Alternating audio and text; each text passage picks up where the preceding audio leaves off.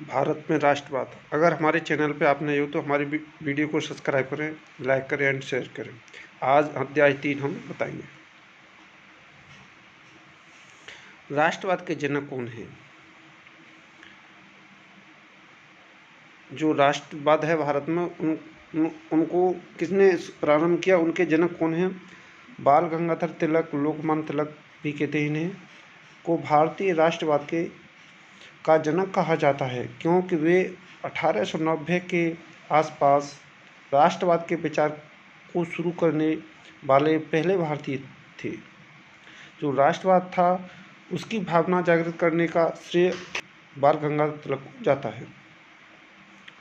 अब देखते हैं राष्ट्रवाद का क्या अर्थ है। इसका आंसर देखते हैं। राष्ट्रवाद किसी भौगोलिक, सांस्कृतिक या सामाजिक परिवेश में रहने वाले लोगों के बीच व्याप्त एक भावना, जो उनमें परस्पर प्रेम और एकता की स्थापित करती है। देखो, राष्ट्रवाद एक ऐसे, जैसे हमारा देश पहले छोटे छोटे राज्यों में बटा हुआ था, तो उसमें एक सभी को मिलाकर एक परस्पर प्रेम की भावना, राष्ट्र की भावना जागृत हुई। उन्होंने जाना कि ये अंग्रेज विदेशी हैं और हम स्वदेशी हैं, तो उन्होंने अपने राष्ट्र के लिए भावना जागृत हुई उनकी प्रति। अब भारत में राष्ट्रवाद के मुख्य तथ्य अध्याय 3 है, जो हम बता रहे हैं। जो इम्पोर्टेंट है वही हमें अब आपको बताएंगे। नंबर 1, 1885 ईस्वी में भारतीय राष्ट्र कांग्रेस की स्थापना हुई। नंबर 2,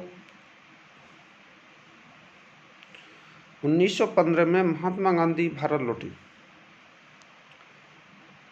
इससे पहले वे दक्षिण अफ्रीका में थे। भारत आने के उपरांत 1916 में उन्होंने नील की खेती कर रहे किसानों की मदद के लिए चंपारण सत्याग्रह, जो बिहार में है, वो किया। 1917 में गुजरात के किसानों की मदद के लिए खेड़ा सत्याग्रह किया। 1918 में सूती कपड़ा कारखानों के मजदूरों के लिए अहमदाबाद मिल सत्याग्रह का आयोजन किया। महात्मा गांधी ने ये सत्याग्रह किए। सबसे पहले पूछा जाता है पहला सत्याग्रह कहाँ किया था, वो चंपारण में किया था।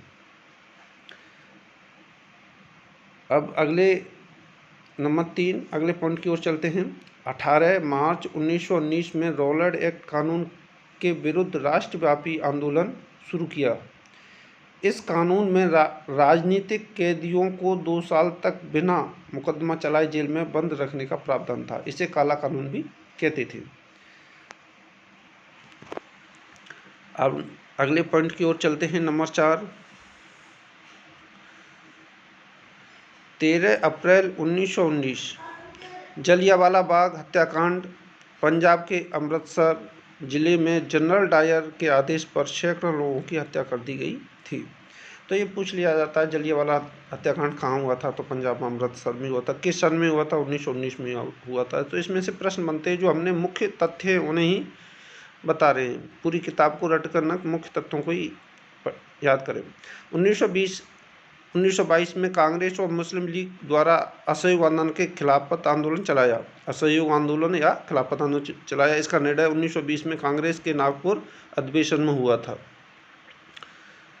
अब अगले पॉइंट की ओर चलते हैं। 6 नंबर, 1922 में गोरखपुर स्थित चौरी चौरा में बाजार से गुजर रहा था शांतिपूर्ण जुलूस पुलिस के साथ हिंसक टकराव में बदल गया। इस हिंसक घटना के कारण गांधी जी ने असहयोग आंदोलन वापस ले लिया। गांधी जी ने सहयोग आंदोलन, असहयोग आंदोलन और भारत छोड़ो आंदोलन आदि आंदोलन चलाए थे। अब अगले पॉइंट की ओर चलते हैं। 1928